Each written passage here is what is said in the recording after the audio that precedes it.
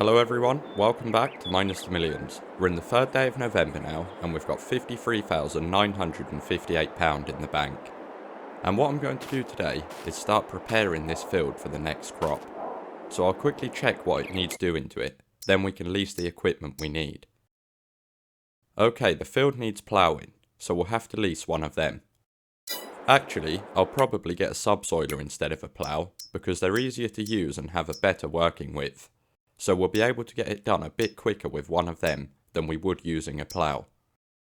And this one here looks like a good option, as it only requires 150 horsepower and has a 4 metre working width with a 7 mph working speed. Let's see if there's a better one though. Right, there is this cone one here that only requires 130 horsepower, and this also has a 4 metre working width with a 7 mph working speed. Both of them cost the same to buy as well, so they should cost the same to lease. But this one would be the better option for us, because it doesn't need as much horsepower, and it has the same working width and speed. I don't know if there's any bigger ones we could use either. No, there isn't, so we'll go for the cone one. Right, it's £535 to lease this, which isn't too bad. And now we just need to pick it up from the shop, then we can come back and make a start on the field. I do want to check on the chickens before we head up to the shop as well, because we need to make sure that everything's working as it should be after putting them into their new coop. Also, I want to see if the eggs have gone onto the pallet we put back on the spawn point instead of spawning in a new one. Okay, we've got 2 crates of eggs on this pallet now, so they are going onto there. And if I quickly look at the animal menu, we'll be able to see if the chicken stats have gone up from 0. Right, their health is still at 100%, and their productivity has gone up to 100% now as well, so that's fine. The eggs are still on 0 though, but I think that might be where we put a pallet back on the spawn point instead of letting a new one spawn in. But we know that eggs are being produced and going onto the pallet, so it's not a problem. Then lastly is reproduction, what is also at 0. But that's fine because it goes up each month, so by tomorrow it should have changed. Anyway, now we know that everything's working as it should be for the chickens, let's head over to the shop and pick up the subsoiler. Okay, here's the subsoiler, so I'll get this connected to the tractor, then we can head over to the field and get started. Saying that, I think we should fill up our tractor with fuel before we head back, because it's starting to get a bit low and we'll end up using a fair amount of fuel subsoiling the field. So if I didn't fill it up now, we'd only have to do it later on. A full tank will last us quite a long time as well, so at least filling the tractor up today means we won't have to do it again for a while. And it cost us £275 to fill up the tractor, which is not bad at all. And now we've done that, let's head back and begin subsoiling. Okay, we're over at the field now, so let's lower the subsoiler down and get started. And with the 7 mph working speed and 4 metre working width we have using this subsoiler, I doubt it's going to take us that long to get the field finished. You'll see we're already turning up some rocks on here as well, so our next job will be stone picking. And I was going to say that we could get that done today, but I think we'd be better off leaving that for another day, because there isn't actually anything we can plant at this time of year, so there's no rush to get the field prepared. I will check the crop calendar before we end the episode though, because we do need to work out what crop would be best for us to do, and also see when we can plant it. Because I want to try and get the field sown on the first day we can plant whatever crop we're doing, so then it will be ready to harvest in the first month of the harvesting season. And the reason I want to do it like that is so we don't have to wait as long for our next crop to be ready to harvest as we did for the corn. So yeah, I'll have a look at the crop calendar later on, then we'll know when we need to have the field prepared by, so we can get the crop planted on the first day it can be done. Seeing our greenhouses in front of us just reminded me that we need to move the pallets off the spawn points today as well. Because if we don't, the productions will stop running after a few hours, as there isn't enough storage space for another day's worth of pallets. So once we finish this field, I'll return the subsoiler to the shop, then we can come back and get the pallets moved. And we are getting up and down the field pretty quickly, so like I said earlier, I doubt it will take us very long to get this done.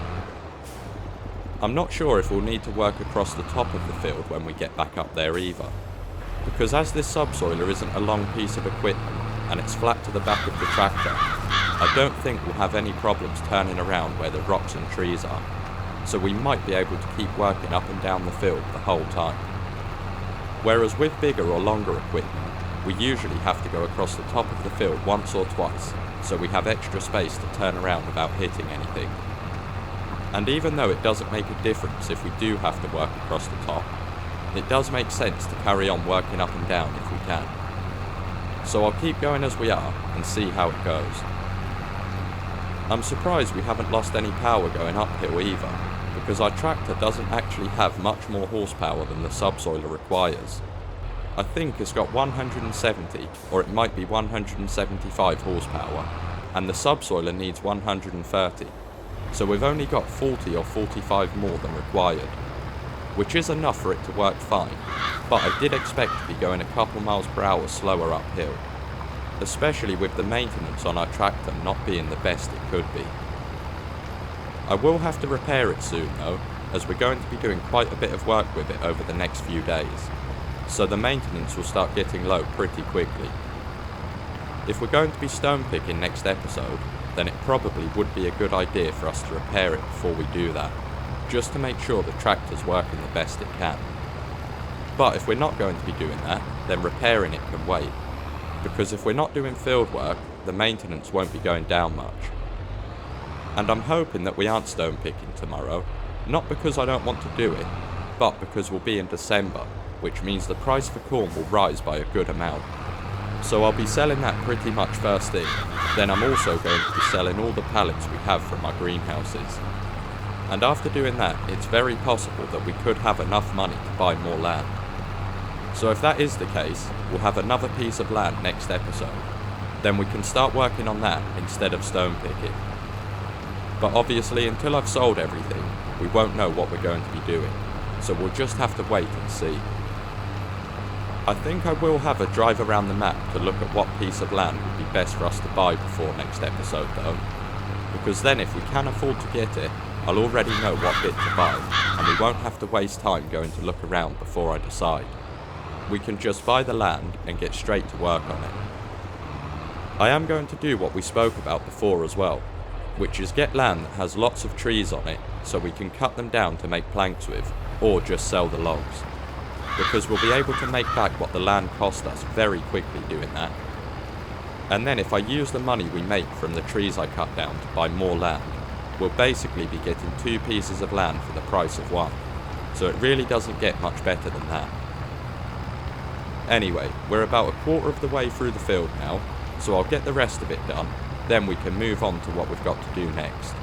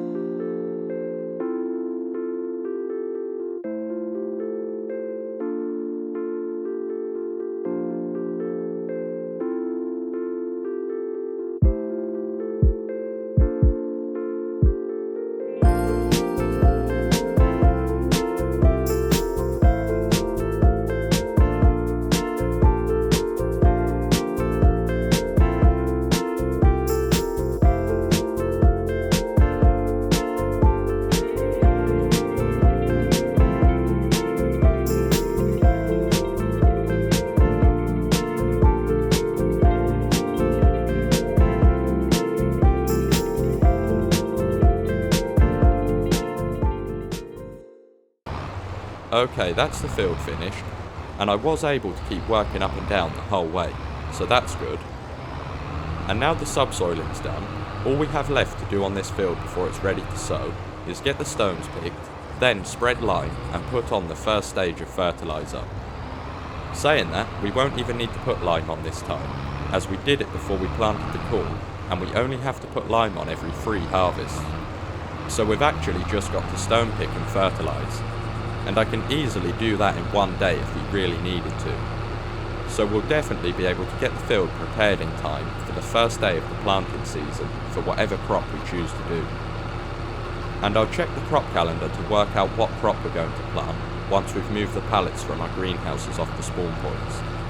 But before we do that, I'll quickly return the subsoiler to the shop so we don't have it longer than we need to and end up getting charged for a work hour. So let's get this returned.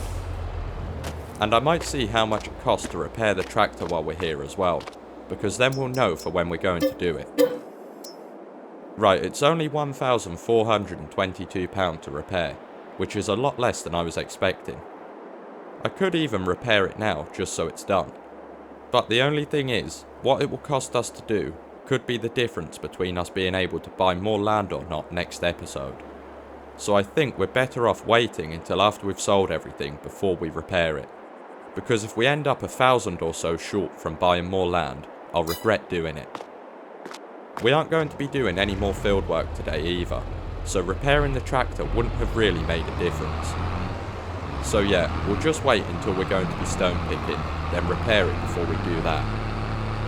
Anyway, all we've got left to do now is move the pallets and check the crop calendar, so let's head back and get that done.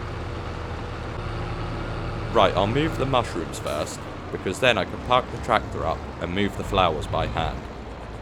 And we've only got to bring each one of these back a bit, just so they're off the spawn point, so it won't take us long at all. Then once we've moved all of the pallets, I'll check the crop calendar to work out what crop will be best for us to do. And I think we'll have a choice of any of the crops, as I'm pretty sure the planting season doesn't start until next year. We might even be able to do a few harvests next year as well, because if we buy another piece of land this month, I should still have time to get some fields ploughed in and prepared before the planting season ends. And I really hope that it will work out like that for us, because then we can start focusing on making money from the actual farming side of things, instead of just relying on our greenhouses. Which, don't get me wrong, will still be a big part of our income all year round, but at least then they won't be our only way of making decent money. And that's all of the mushrooms moved off the spawn point, so now we just need to park the tractor up and get the flowers moved. Being able to lift them by hand makes it very quick to do as well, so I doubt it will even take us 30 seconds. We have got 5 pallets of flowers though, and we only had 4 pallets of mushrooms. But I think that's because last time we put water in, we filled this greenhouse up first, so the flowers would have started being produced again a little bit before the mushrooms. And that's all of the flowers off the spawn point, so all we've got to do now is check the crop calendar. Okay, the earliest we can plant any of the crops we can see here is February, and that's for cotton.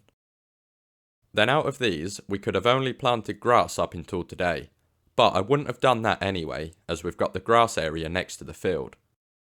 I don't think we should do cotton either, because the equipment we need to do that will be very expensive to lease, so I doubt we'd end up making any money from it. So it looks like we'll have to wait until March or April to plant any of the crops that would be good for us to do. And I'm just thinking that by the time we get to March, I definitely should have got more fields ploughed in and prepared on our new piece of land. So we're probably better off seeing how that goes before deciding what crops to do. Because depending on how many fields I plough in and the size of them, it might make sense for us to do a completely different crop in the field we just subsoiled to what I choose today. So yeah, instead of trying to plan out what we should do now, I'll wait until we have the new fields ploughed in, then it will be much easier for us to work out what crop should go in each field. And now we've looked at the crop calendar, there isn't anything else we need to do. So that's everything for today. I hope you enjoyed this video. If you did, let me know by leaving a like and feel free to subscribe so you never miss another video.